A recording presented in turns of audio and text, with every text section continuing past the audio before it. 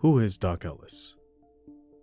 Doc Ellis, born on March 11, 1945, in LA, California, was a professional baseball player from the years 1968 through 1979, where he would play as a starting right-handed pitcher. Most notably, he played for the Pittsburgh Pirates, where he helped the team earn 5 National League Eastern Division titles between the years 1970 and 1975, and would help the team win the 1971 World Series. Most notably, however, Doc Ellis pitched a no-hitter on June 12, 1970, under the influence of LSD. LSD is a potent psychedelic drug that intensifies thoughts, emotions, and sensory perception.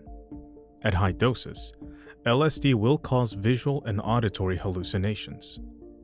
LSD is perhaps the most well-known and well-researched psychedelic. It was first created in 1938 by Albert Hofmann and became popular in the 60s. It would go on to be made illegal to possess in 1968. LSD, which is active in the microgram dose range, has an onset of 20 to 60 minutes with a high that can last about 12 hours from the time of ingestion to the end of primary effects. The day prior to his historic June 12th game, Doc Ellis went to visit a friend in Los Angeles, where he would take LSD 2 or 3 times, he says, and stay up late into the night drinking and partying until he lost track of time and what day it was. The next day, he would wake up, under the impression that he had an extra day before his game, and would take another hit of acid at noon. 2 hours later, Doc was informed by his friends that he did in fact have to play against the Padres that evening in San Diego. An hour later, Ellis boarded a plane and arrived at the park 90 minutes before the first pitch was to be thrown. Ellis said he was unable to feel the ball or see the batters and catcher clearly, and could only recall bits and pieces of the game. He said that despite tripping hard, he was psyched to play and had great feelings of euphoria. Doc recounted, "I was zeroed in on the glove, but I didn't hit the glove much. I remember hitting a couple of batters and the bases were loaded 2 or 3 times. The ball was small sometimes. The ball was large sometimes. Sometimes I saw the catcher. Sometimes I didn't. Sometimes I tried to stare the hitter down and throw while I was looking at him. I chewed my gum until it turned to powder."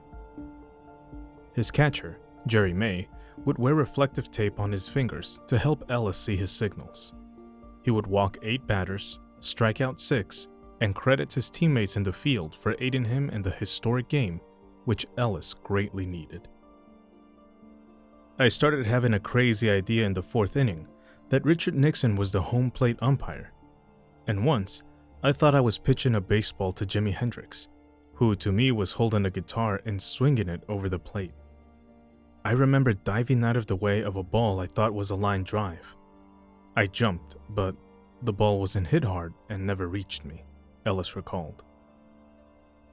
Despite the success he had in the game, Doc would say he regretted taking LSD as it robbed him of his greatest professional memory and would never use LSD during the season again. However, he, like many other professional baseball players, would use amphetamines, known as greenies, during the time before every game. After he retired from baseball, Doc would get sober and start a career as a counselor for drug addicts, with a focus on helping prisoners overcome their addictions.